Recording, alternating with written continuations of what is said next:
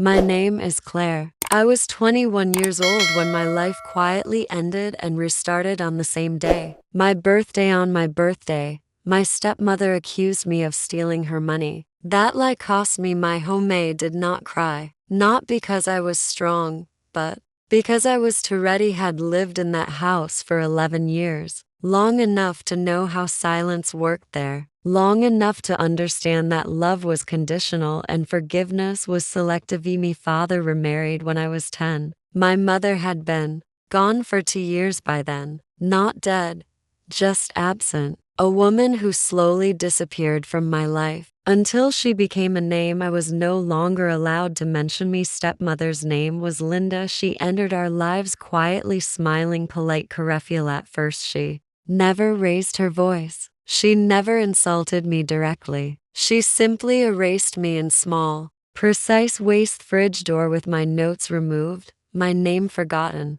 At family dinners, my chair slowly pushed closer to the edge of the table. I learned early that survival in that house depended on being invisibly. In the morning of my birthday, I woke up before anyone else. I always did. It was easier that way. The house smelled like coffee and lemon cleaner. Linda liked the house clean. When she was angry, she cleaned aggressively, as if wiping away dust could also erase resentment. I made myself toast. Plain.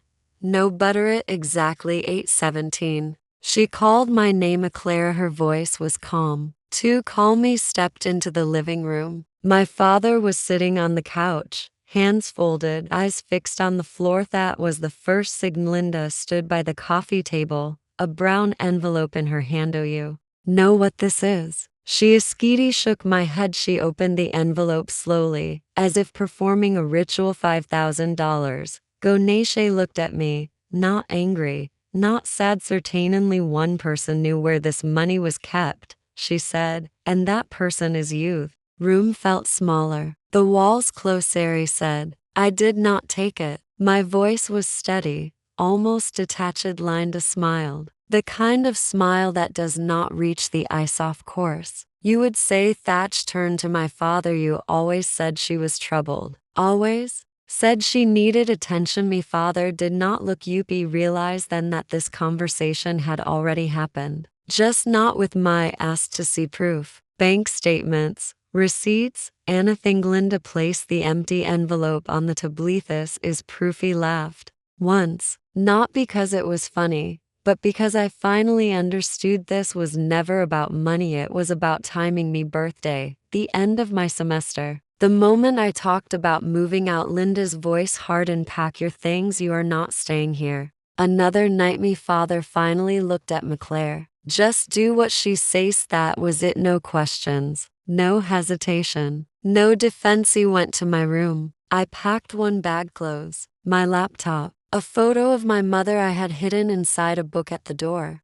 Linda stopped me. If you ever come back here, I will call the police. She nodded. Outside, the air was cold. January cold. The kind that burns. Quickly checked my phone. 2 missed messages from friends. Birthday message. Easy did not reply. Sat on the bus stop bench with my bag at my feet, watching families walk past, laughing, carrying balloons. That was the moment something inside me shut down. Not anger, not sadness. Expectation. Stopped expecting fairness. I stopped expecting truth. Tomateri did not know where I was going. I only knew where I was no longer allowed to be, and that was the beginning of everything. The first night outside did not feel dramatic. It felt administrative. He checked my balance. $247 enough to survive. Not enough to relax. He walked. That was the first decision I made as someone without a home. Walking gave me time. Time kept panic away. City looked different at night. Not dangerous,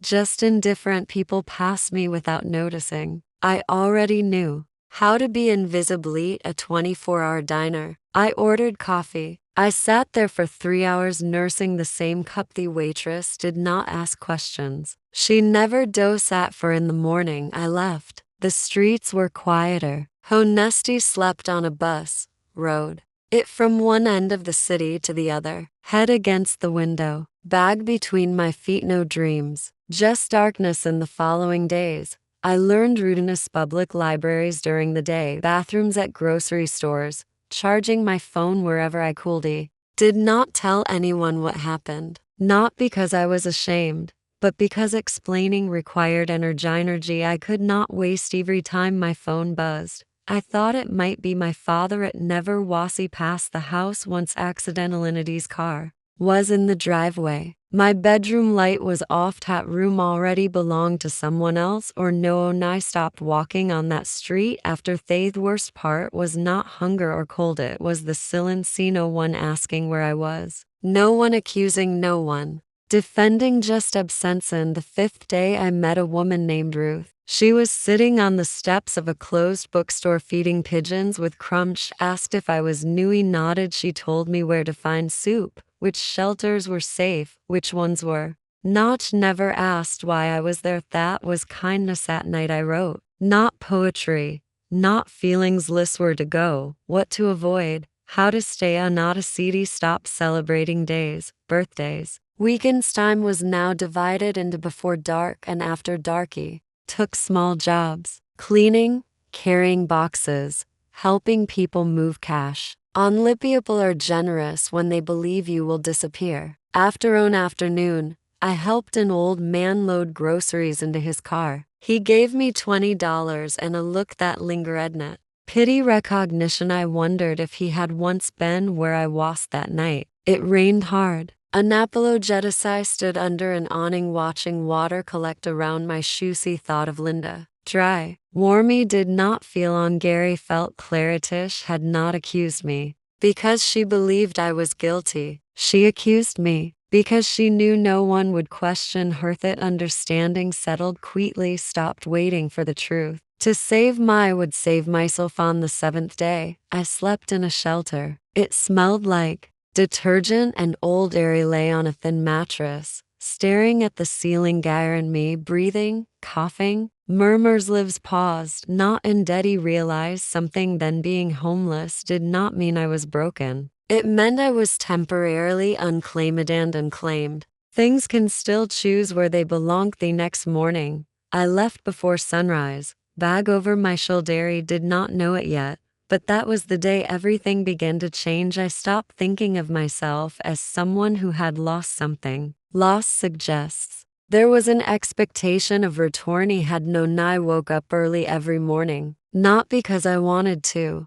but because sleep in shared spaces is never deep. Morning was safer, quieter. People were kinder. When they were too ready, found a rhythm. Libraries, parks, cafes that did not ask questions. He learned which places allowed you to sit without buying, which restrooms had locks that worked, which security guards pretended not to see you. Survival is a language you learn it quickly when silence is your only. Tia Carey kept my clothes clean, not for pride, for protection. People help those who look temporary. Took more jobs. Anything physical, anything that paid in cash. She carried furniture up narrow staircases, clean garages filled with things people forgot. They owned walked dogs. For people who never learned their namesi. Did not ask for sympathy. I offered usefulness that made people comfortable. One afternoon I was cleaning out a storage unit. The owner was a woman in her 40s, impatient,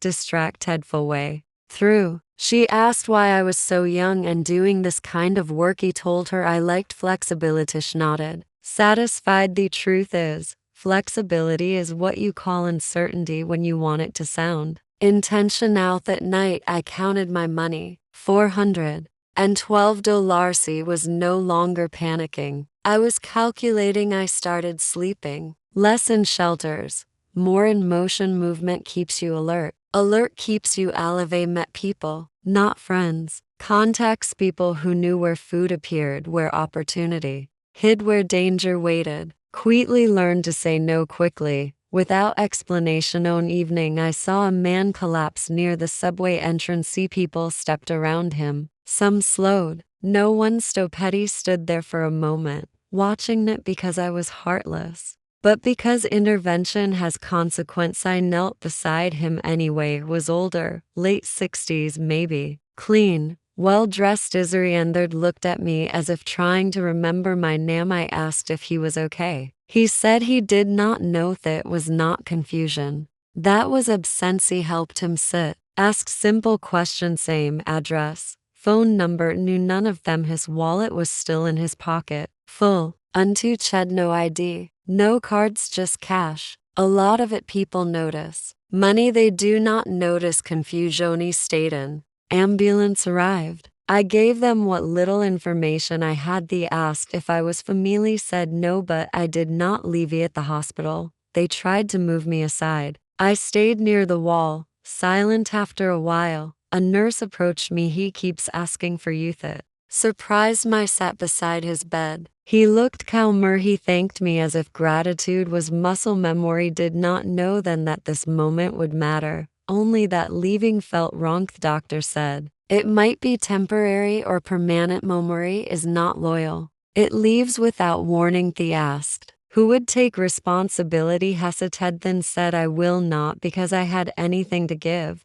but because I knew what it meant to be left without explanation. They looked at me carefully, young, tired, uncertain, but sincere. They discharged him the next morning. No family. We walked out together. Two people without names, carrying different kinds of loss. Asked where we were going. She told him somewhere safe, and for the first time since my birthday, I felt like I was moving towards something, not away from it. We took a bus. Neither of us knew where he had come from, so any direction felt acceptable. I paid in cash. He watched carefully, as if trying to memorize how things worked. At a small motel near the edge of the city, I rented a room, 2 beds, 1 night. Clerk did not ask questions. Money answers, most of them inside the room. The man sat on the edge of the bed, hands on his knees. Watinji asked what he wanted to be called. A paused longer than expected, then said Anathinji. Chose a name that felt temporary.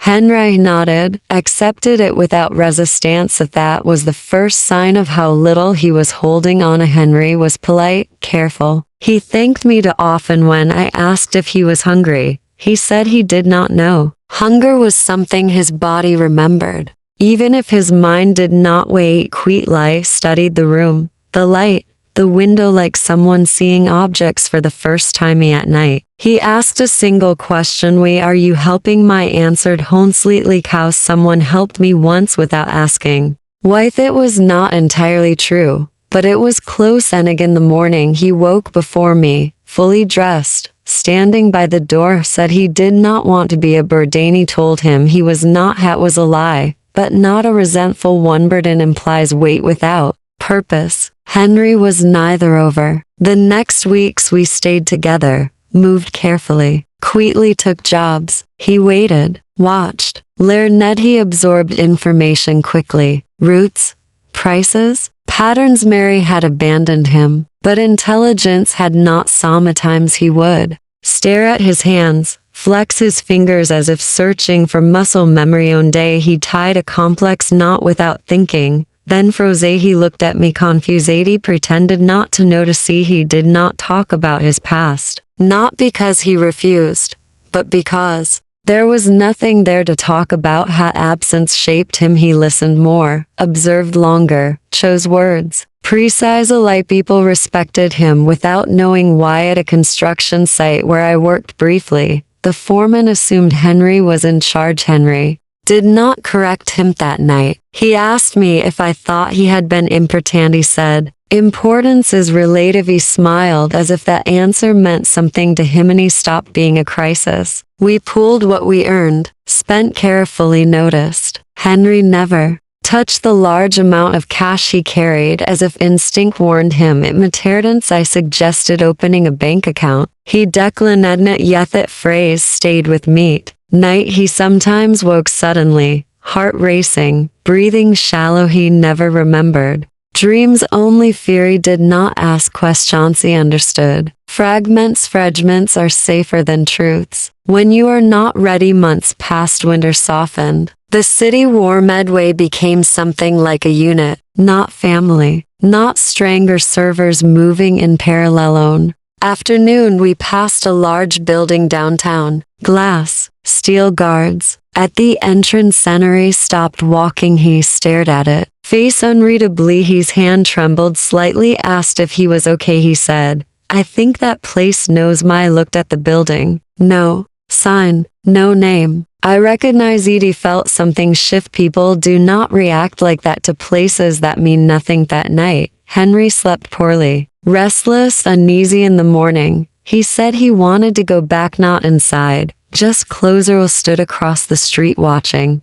people enter and leave. At exactly 9:30, a man in a suit exited the building, stopped abruptly, and stared at Henry. Time slowed. The man crossed the street. Quick, like said a name, and not Henry, a name heavy with certainty. Henry did not respond. The man's face drained of color. Sir, we have been looking for you. He felt the world tilt slightly. Henry looked at me, searching my face as if asking permission to exist beyond who he was. With my nodded. Beckus, whatever he was about to remember, I knew it would change everything. The man introduced himself as Daniel, assistant advisor, something close to family. Did not explain much on the sidewalk, only enough to confirm what I already felt. Henry was not a man who belonged to sidewalks. Daniel asked if Henry was safe, if he had been hurt, if anyone had taken advantage of him. Henry listened. Quiet. Didakitas, if they were discussing someone else who were taken to a car. Black, clean, weight engine, side leather seats. No noise. Henry stared out the window, absorbing speed. Scala. Daniel spoke softly, carefully, like someone trying not to scare an animal back into a cage. Said, Henry's real name was Charles Halith. Name meant nothing to me, but the way Daniel said it told me it meant everything to others. At the building, we entered through a private door. Security nodded. Not question. Edie stayed close to Henry, instinctively eyed an office on the top floor. Glass walls. A city arranged beneath us. Daniel finally explained. Girls Hale was the founder of a multinational investment firm worth billions. Missing for almost a year. Declared legally dead by some, actively searched for by others. Henry listened, hands folded, eyes steady. High asked one question. We did no one find Medaniel? Hesitated. You disappeared intentionally. Sir, your car was found abandoned. Your phone destroyed. We assumed you wanted to be gone. Henry said. Nathinji realized then this disappearance was not an accident. Murray loss might have been, but the escape was not. Doctors arrived. Private efficientists. Scans. Questionsi was asked to wait out. Day sat alone looking at a city I had once been lost in. When Henry returned, Charles, he looked older, not from knowledge, from weight. Daniel asked what would happen next. Charlie said nothing changes. Yet looked at McClare. Stace that surprised Daniel, but not Meckerls. Did not thank me. He did not promise anything. He simply decided to. For the next weeks, we stayed in a quiet residence outside the city. Not luxurious. Intentional. Dictors came. Memories surfaced in fragments, numbers, meetings. Betrialsa night. Charles told me the truth had been betrayed by people inside his own company. Partners, family staged his disappearance to escape long enough to identify who was responsible. Then something went wrong. An accident, a fall. Memory. Araceti listened. Not Jijinji understood. Calculated. Disappearancy lived inside one. Charles offered me money, more than I had ever seen. He refused. He did not insist. Instead, he asked me what I wanted. Time. I said time to finish my education. Time to decide who I was. Without survival defining me. He nodded. Arrangements were made quickly. An apartment, tuition, a job that asked nothing of my past. Never tried to own my store. That was his gift. As months passed, Charles returned to his world. Boardrooms, contracts, revenge, executed with signature. He watched from a distancion. Year approach. A January birthday. Had not thought about Linda in months, but memory has its own calendar. On evening, Charles asked if I planned to do anything. G said, I was thinking of going home. Looked at me, studied my facito. You want justice or closure? He answered. Honestly want the lie to collapse on its own. Charles smiled slightly. That can be arranged. He realized then, this year had not changed me into someone ruthless. It had turned me into someone patient. Patience backed by truth is dangerous. I did not rush back. Rushing would have meant emotion was still in controlly wait. People underestimate waiting. They confuse it with weak. Naturals did not ask questions. He simply listened. Edway met once a week, always in the same quiet room. Always? Without witnesses, asked me to recount everything. Not how I felt, but exactly what happened.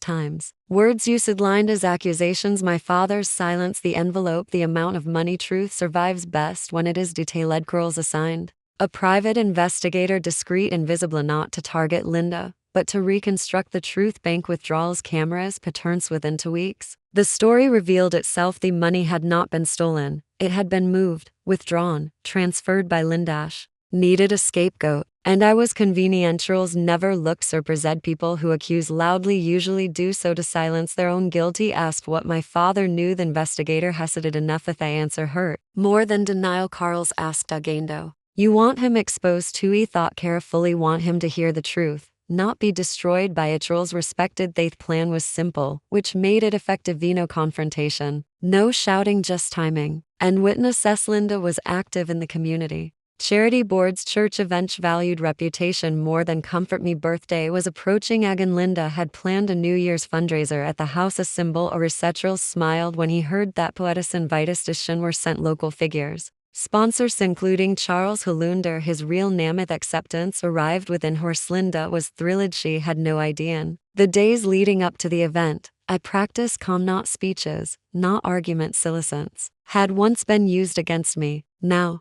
I would return it. Sharpened the night before. Charles asked if I wanted him there beside me. I said no, I needed to stand. Alan, he nodded. Power should be present but not visibly. Arrived at the house just before the event. The same driveway, the same door. Linda opened. Their smile froze just briefly, then recovered. Clarius, if she had practiced the name. I stepped into the house, smelled the same cleaner perfume. Control me. Father stood near the fireplace, looked older. He did not smell. Linda whispered, what are you doing here? Answered quietly. Was invited. The room filled. Laughter, glasses clinking. Linda relaxed. She believed in crowd. She always hated. Exactly 7:30. Charles arrived. The shift was immediate. People straightened. Voices soft. Ned. Linda's eyes widened. She did not recognize him, but she recognized importance. Girls spoke briefly about honesty, transparency, second chances. Then he paused, asked Linda a question. Do you remember accusing your stepdaughter of stealing $5,000? 1 year. Agatha room went still. Linda laughed lightly. Of course. A painful situation. Girls nodded. Way investigated. I gestured toward a screen. Documents appeared. Strong heart. Oh, withdrawals footage. Data. Linda's name. Linda's signature. SLS. Thickened. Me father sat down. Linda tried to speak. Charles raised a hand. The truth does not need defense. He stepped forward. He did not raise my voice. I said, in my birthday you accused me and took my home today. I take nothing from you. He simply returned the truth. Linda collapsed into a chair. The room did not move toward her. Reputation does not fall loudly. It evaporates. He looked at my father. He finally met my yes. He said Nathinji did not need toy left before applause, before comfort, before apology. Outside the air was cold. January. Cold, but this time it did not burn. News did not spread immediately. It moved quietly through messages, emails, cancelled invitations. That is how reputations actually. Felinda did not call me. Not that night.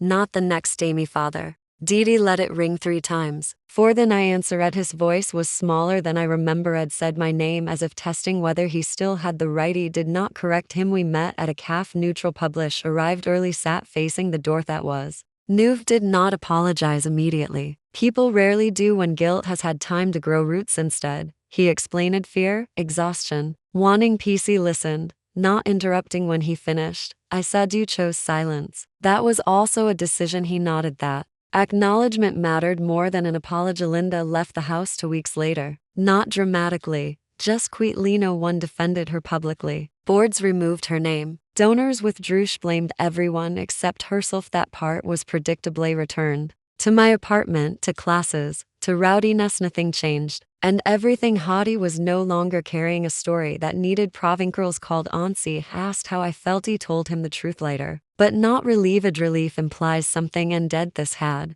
simply settled in. My next birthday, I did nothing. Yo cake. No messages, just a long walkie. Thought about the girl on the bus stop bench 1 year ago. Bag at her feet. Had believed survival was temporary. Was wrong. Survival had trained. Harry did not. Forgive Linda. Forgiveness requires Remerse did not hate her. Hatred requires attachment. She became irrelevant. My father asked if there was a way back. He told him there was a way forward, but it would be slow and uncertain. Accepted that it was also. Knew he understood. Then justice is not revenge. It is alignment. When truth aligns with time, people fall into their correct placisome. Beside you, some far away, no longer needed to be invisible, but I still chose quiet because quiet is not weakness, it is. Control. He did not go back to the house again. Some places exist only to teach you who you are. Noti finished my degree quietly. No announcements, no celebrations. I worked. I learned. I built a life that did not require explanation. Carol's remained a presence. Not constant, but reliably. Never positioned himself as my savior, only as someone who respected boundaries. That Midradoni afternoon, he asked me if I wanted to work with him, not as charity, not as reprimandus. Show us a decline. Power changes when you step too close to it. I wanted to understand it first. Instead, I took a job in compliance, watching how systems fail, how lies hide, how truth eventually surfaces. It felt familiar. Years past. Dead people sometimes ask me what happened to my family. Say we reach the truth and stop the race. Still walk on my birthday, not because of trauma, but because it reminds me of movement. The girl who lost her home found direction. The woman I am now chooses where she belongs. He learns something important. False accusations do not destroy you. Believing them docilence does not mean defeat. It means preparation. When the truth finally arrived, it did not ask for permission. It simply stood, and that was enough. Me name is Claire. Was 21 when a lie took my home. I am older, knowing nothing that belongs to me can be taken so easily again.